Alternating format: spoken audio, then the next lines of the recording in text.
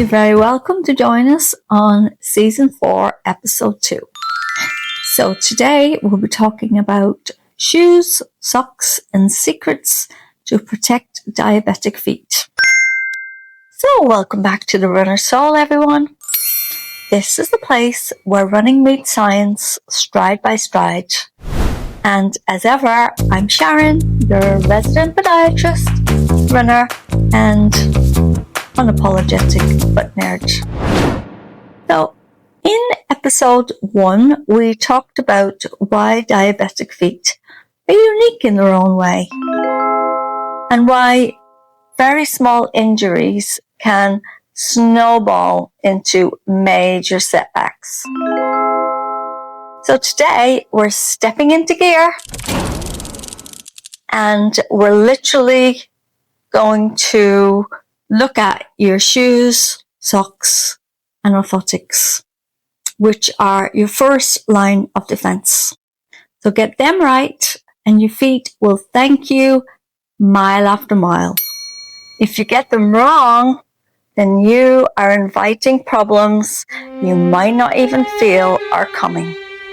So by the end of this episode, you'll know how to choose shoes that actually protect your feet, which socks help prevent injuries and blisters, and how orthotics may make running safer, not harder.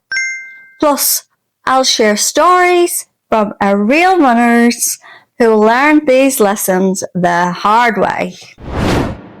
What do diabetic runners really need in a shoe? Let's start with the basics. If you've ever gone to a running store, tried on shoes, and left with the ones that felt brilliant, you're not alone. But here's the truth. A shoe that feels fine in the store might not protect your diabetic feet over miles. So here are some key features to look for. Well, very importantly, we need a toe box width that is going to accommodate your toes, because your toes need space. So crowded toes mean friction and blisters and pressure points. Next thing we need in a good shoe is midsole cushioning. So look for consistent support, not just soft padding. Soft padding's not going to do anything. If it's too soft, it can make your foot unstable. If it's too firm, it can create some pressure spots. Next on the list for looking at good shoes are our heel counter stability. So the back of your shoe should lock your heel in place. Slide or rotation increases shear forces, which can injure your skin or your nerves. Then another important fact is break-in periods. So unlike your regular runners, diabetic runners need to be very careful, because even a short break-in period can create unnoticeable tissue damage. And that is something that we want to avoid at all costs. So here's an example. I once had a patient called Carl, and he had type 1 diabetes, and he'd like to run marathons. He loved a particular lightweight shoe that everybody raved about. And just after about 3 runs, he developed a pressure blister he didn't even feel until it got infected. And what do you think the culprit was? You guessed it, a narrow toe box and an unstable heel counter. Because basically, we want your foot to be stable. So a shoe should control the foot should not be controlling the shoe.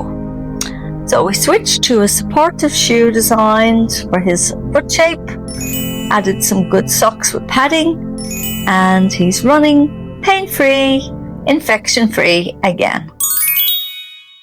Therefore, socks matter more than you think.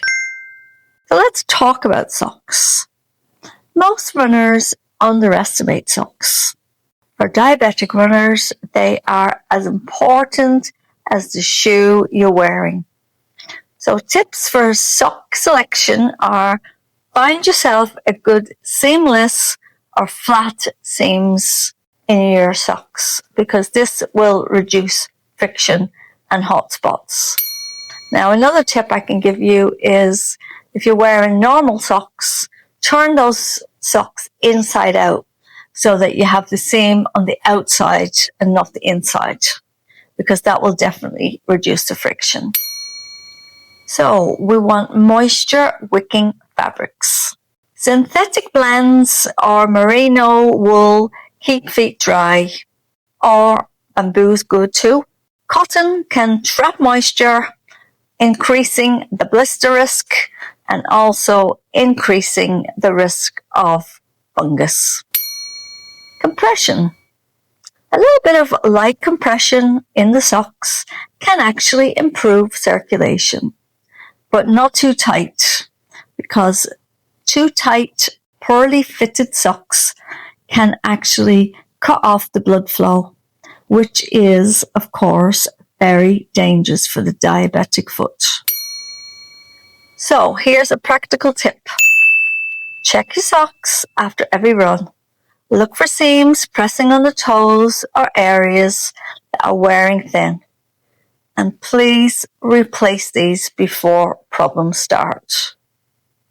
And keep in mind my tip: turn your socks inside out so that the seam isn't pressing against your bare skin.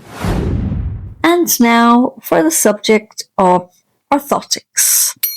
The question everyone asks is, do you really need them? Well, let's look into that question, because orthotics get a bad rap, but for a diabetic runner, they are often a game changer.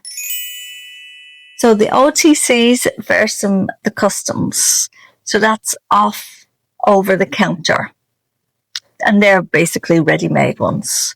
So over-the-counter inserts help some runners, but custom orthotics are sometimes needed because they're designed for your particular foot shape and your particular pressure points. You know, sometimes it is better to spend that extra money and go for your custom orthotics, because custom orthotics, they're made especially for you. So they are made to realign your foot and to reduce all your anomalies, not anyone else's, just yours. So who benefits most? Well, runners with high arches, the flat feet, or neuropathy also can benefit, because orthotics reduce uneven pressure, and thus lowering the risk of ulcers and blisters. So here's a common myth for you. Orthotics make your feet weak. No, false. Silly. Poor footwear habits or ignoring foot pain causes injuries and muscle weakness. Definitely not orthotics. So let's talk about Jess. She was a type 2 diabetic who had chronic calluses on the balls of her feet, while standard insoles off the shelf just didn't really help.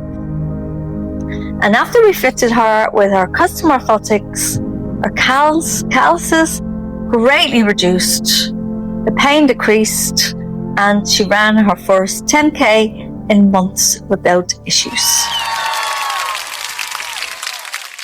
So that is the power of targeted support. That is the power of offloading. How do we recognize red flags? And how do we know when it's time to replace shoes? Well, let's talk about that, because even the best shoes will wear out.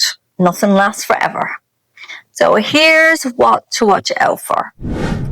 Basically, shoes will only last so many miles, so many kilometers. So shoes older than 400 miles probably need to be replaced. Then we have to check our uneven wear on the soles. That's also an indicator. Persistent toenail trauma, that is also an indicator, but probably you're needing some more supportive new shoes. Squeaky or flattened cushioning, also another indicator.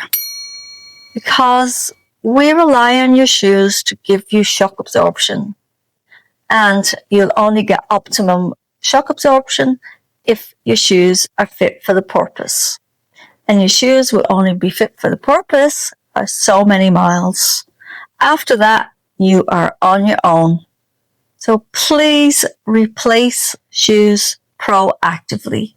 Remember, a worn shoe isn't just uncomfortable, it's a hazard for diabetic feet. Also, check the soles, because if the soles are starting to wear down, then you won't have enough grip. And if you don't have enough grip, then you are at a higher falls risk, because when you're running, it gets wet, it gets muddy, and if you don't have enough grip on your shoes, then you will slip very easily. And then you go bang right down on the ground. And your fingers crossed that you don't break something. So please don't risk it. Let me give you a quick foot care routine after you're running. So here are some post-run habits which will protect your investment in shoes and your socks. So, first thing, remove your shoes and socks immediately. Wash and dry your feet thoroughly. If you have some Epsom salts, put the Epsom salts in the water. Check for any kind of redness, blisters, friction, or irritation. Also, check that you haven't stood on anything. Next thing, we'd like you to moisturize, but not between the toes, because what we've mentioned before is fungus loves warm, moist conditions. And if you start moisturizing between the toes, you are creating optimum results to get fungus. So we don't want that to happen. And then also, it's a really good idea if you can rotate your shoes so you can allow them to air out. If the weather's good and the sun's shining, it's good to put them out in the sunshine. You can also put some bicarbonate soda inside them as well, and that's really good, really helps for the odors, and it does kill off some of the bacteria as well. So, a little bit of inspiration and motivation and teaser for episode 3. So, I think we've come to the conclusion that your shoes and socks are more than just gear. They are your foot armor. Treat them that way, and your diabetic feet can handle mile after mile safely. If you'd like to join our Facebook community for more tips, stories, and humor, and support from other runners, the link is in the show notes. And if you would like an online consultation or have questions about diabetic foot care, shoes, or running safely, please visit our website where you'll get lots of information. Our links are in the show notes too. So, what's in store for our next episode? Well, we're diving hard into blood sugar because that is so important. We're going to talk about blisters, and we're going to be talking about timing your runs, how the clock, food, and hydration affect your feet more than you realize. Plus, I'll be sharing real stories of real runners who learned the hard way and why timing really matters. So you don't want to miss it. So until then, keep your feet happy, your stride safe, and your miles full of joy and healthy feet.